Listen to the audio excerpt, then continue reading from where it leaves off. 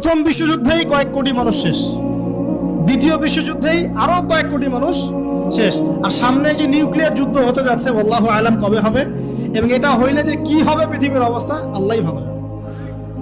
এমন nuclear weapons আছে যেটা আসমানে যদি বিস্ফোরণ ঘটানো হয় তাহলে ওই দেশের সমস্ত ইলেকট্রনিক জিনিসগুলো নষ্ট হয়ে যাবে।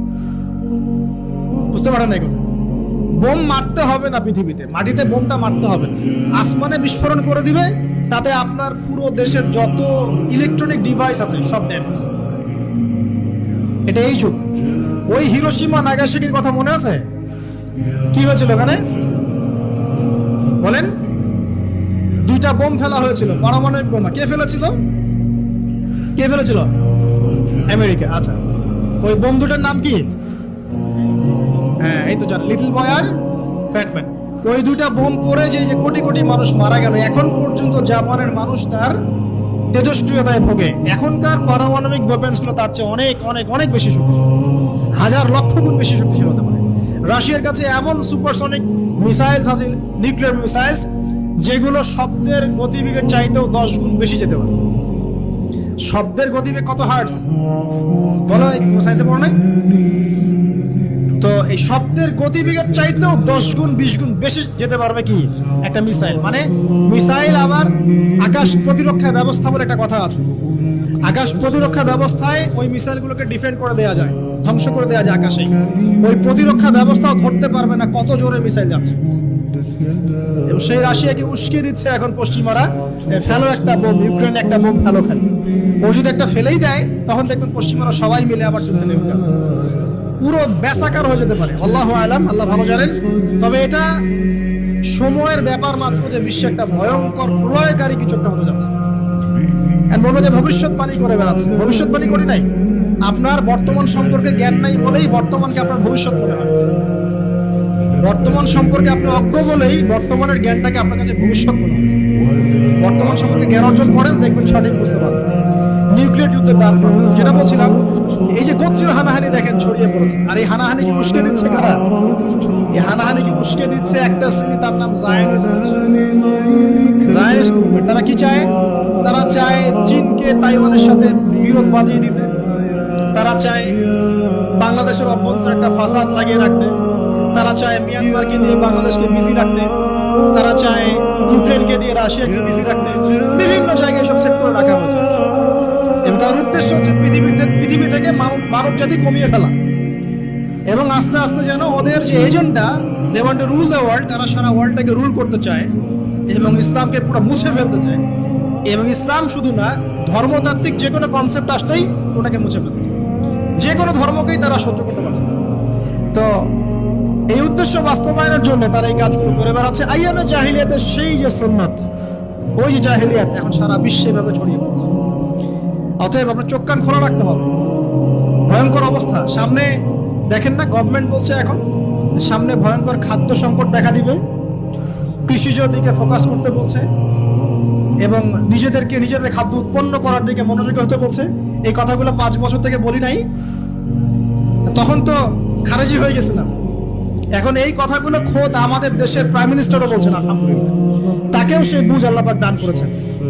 তো এই যে কথাগুলো, এগুলো কোনো অনেক গল্প কাহিনী না। যারা ওয়ার্ল্ড অ্যাফেয়ার্স বোঝেন তারা জানেন যে বিশ্ব এখন একটা ভয়ঙ্কর একটা অবস্থার সম্মুখীন হয়েছে।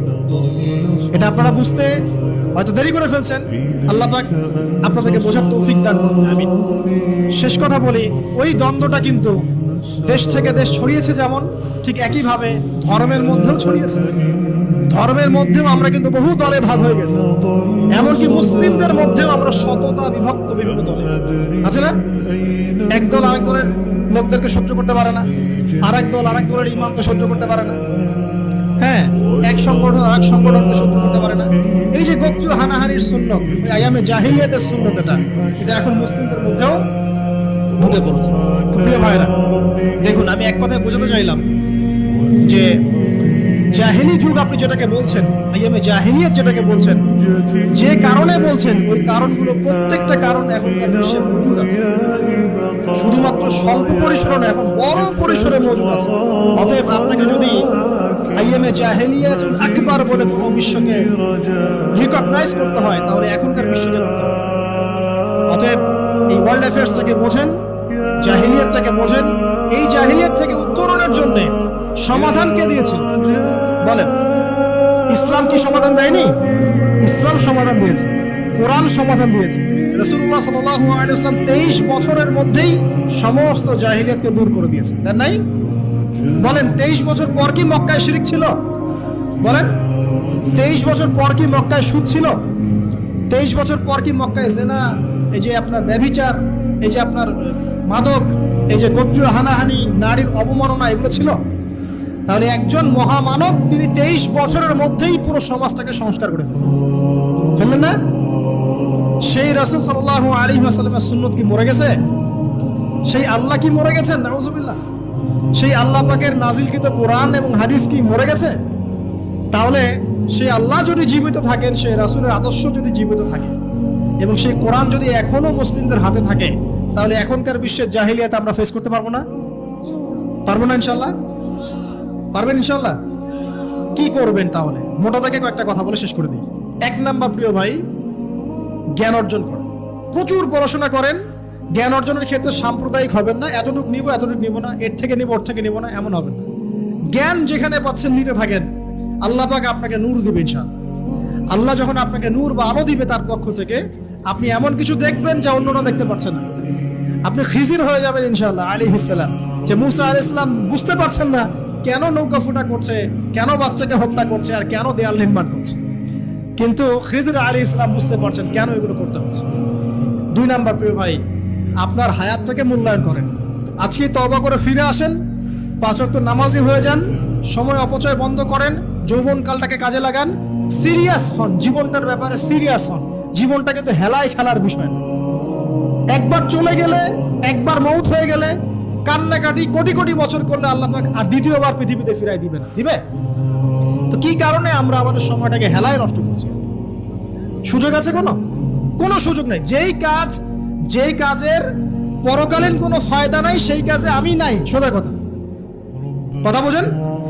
যেই কাজে পরকালের কোনো ফায়দা নাই সেখানে আমি নাই, এরকম আকীদা লাগবে। ইলম অর্জন করবেন কেন? পরকালের ফায়দা আছে তাই। নামাজ কেন পড়বেন? পরকালে ফায়দা আছে তাই। প্রেমের সম্পর্ক করব না কেন? পরকালে ফায়দা নাই তাই। এই গান এই মিউজিক শুনবো না কেন? আমি পরকালে কোনো ফায়দা নাই তাই। আমি অহেতুক এসব টিকটকের পিছনে ঘুরবো না কেন? পরকালে কোনো ফায়দা নাই তাই। যে কাজ পরকালে ফায়দা দিবে আমি সেই কাজে আছি। পারা যাবে ইনশাআল্লাহ? আল্লাহ তৌফিক দান করুন। যুবক ভাইদেরকে আমি অনুরোধ করবো যে আপনাদের যৌবনটা আগামী মুসলিম উম্মার ভবিষ্যৎ। এই যে বলে না যে জাতির কাণ্ডারি হবে অমুক তমুক, কেউ জাতির কাণ্ডারি হতে পারবে না। জাতির কাণ্ডারি যদি হতে চায় তাহলে মুসলিম যুবকরাই হতে পারবে। যারা সারাদিন মাদকদ্রব্য সেবন করে এরা জাতিকে কিচ্ছু দিতে পারবে না। যারা সারাদিন হকি স্টিক নিয়ে ঘুরছে আর নির্মমভাবে মানুষকে মারছে, এরা জীবনেও জাতিকে কিচ্ছু দিতে পারবে না। ফাসাদ সৃষ্টি করা ছাড়া কিচ্ছু করতে পারবে না। দেশকে, জাতিকে এবং উম্মাকে যদি এগিয়ে নিতে হয় শুধু মুসলিম যুবকরাই পারবে ইনশাআল্লাহ। এবং কারা পারবে? যারা অন্য ধর্মের মানুষ কিন্তু মনটা স্বচ্ছ সৎ, তারাও পারবে। যাদের মনে সততা আছে অন্য ধর্মের হলেও তারা পারবে ইনশাআল্লাহ। যার মনে সততা নাই সে পারবে না। করাপ্টেড, দুর্নীতিপূর্ণ মন নিয়ে কখনো দেশের খেদমত, যাদের খেদমত করা যায়। বাংলাদেশের সবচেয়ে বড় সমস্যা দুর্নীতি। বাংলাদেশের 1 নাম্বার সমস্যা দুর্নীতি। দুর্নীতি যদি না থাকতো আর সমস্ত কালো টাকা যদি সাদা করা যেত, বাংলাদেশের মানুষকে আজকে না খেয়ে মরতে হতো। 65% মানুষকে আজকে এই খাবারের সংকটে ভুগতে হতো না। সামনের দিনগুলো কঠিন হবে, ভয়াবহ হবে, এটা সবাই বুঝতে পারছে, হয়তো শুধু আপনারা পারছেন না। আল্লাহ পাক আপনাদেরকে বোঝার তৌফিক দান করুন, আমিন। সামনে যান, নিজের জীবনকে কাজে লাগান, যৌবনকে কাজে লাগান, একটা হালাল রিজিক সার্চ করে অল্প রিজিকে সন্তুষ্ট হয়ে যান। উচ্চাভিলাষী হবেন না। উচ্চাভিলাষী হওয়ার দরকার নাই। যতটুকু আসছে আলহামদুলিল্লাহ, এটুকুর মধ্যেই সন্তুষ্ট থাকেন। পারবেন ইনশাআল্লাহ। সামনে যাবেন, আদর্শ পরিবার গড়বেন। পরিবারের মধ্যে ইসলাম থাকবে। পরিবারের পিতা হবে ইব্রাহিম, পরিবার সন্তান হবে ইসমাইল, পরিবারের স্ত্রী হবে হাজরা অথবা সারা আলাইহিস সালাম। দিনদার ছেলে নাই, বিয়ে নাই। দিনদার মেয়ে নাই, বিয়ে নাই। ওই যেটা আপনি মনে করছেন রূপ সৌন্দর্য হাবিজাবি, কিচ্ছু থাকবে না ভাই, কিচ্ছু থাকবে না। 1 বছর 2 বছর পরে সব শেষ। দিনদার স্ত্রী পাবেন, চোখ বন্ধ করে বিয়ে করে ফেলবেন। আর দিনদার স্বামী পাবেন, বিয়ে করে ফেলবেন। আমার স্বামী কত বড় ব্যাংকের চাকরি করে, কত বড় ডিগ্রি, কত বড় সার্টিফিকেট, এটা পরের ইস্যু। আগের ইস্যু হচ্ছে আমার স্বামী নামাজ পড়ে কিনা, এই লোক আমার স্বামী হতে চাচ্ছে, এর দাঁড়িয়ে আছে কিনা, ইসলাম পালন করে কিনা, ইসলামের প্রতি ভালো ধারণা আছে কিনা, সে আমাকে পর্দায় রাখবে কিনা, এগুলো বড় জিনিস। পরিবার করব ইসলামিক ভিত্তিতে, ইসলাম নাই পরিবার নাই। এমনকি পরিবার গড়ার পরেও যদি দেখেন যে পরিবারের সদস্যদেরকে বোঝাতে বোঝাতে আপনি ক্লান্ত হয়ে যাচ্ছেন, পরিবারের সদস্যদেরকে দিন বোঝাতে আপনি ক্লান্ত, কিছুতেই দিন বুঝতে চায় না, আপনি আসহাবুল কাহাফ হয়ে যান। তাও বুঝেন নাই? আপনি নিজের চটকায় তেল দেন, ওটা বাদ দেন, ওর কবরের হিসাব ওর ছেড়ে দেন, আপনি ইব্রাহিম হয়ে যান, আপনি আসহাবুল কাহাফ হয়ে যান, তাও ভালো। ইসলাম নিয়ে কোনো কম্প্রোমাইজ নাই। পরিবারের সদস্যরাও যদি আল্লাহর পথে চলার ক্ষেত্রে প্রতিবন্ধকতা সৃষ্টি করে, বাদ দিয়ে দেন, দরকার নেই। আল্লাহর জমিন প্রশস্ত, আল্লাহর জমিন প্রশস্ত, আল্লাহর রিজিক প্রশস্ত, আল্লাহ পাক উত্তম আরো কিছু দিবেন আপনাকে ইনশাআল্লাহ। খেয়াল রাখবেন, পরিবারের মধ্যে ইসলাম থাকতে হবে। এখানে কিন্তু আপনাকে কেউ বাধা দিবে না, এর কর্তা আপনি নিজেই। আল্লাহ পাক তৌফিক এনায়েত করুন, আমিন।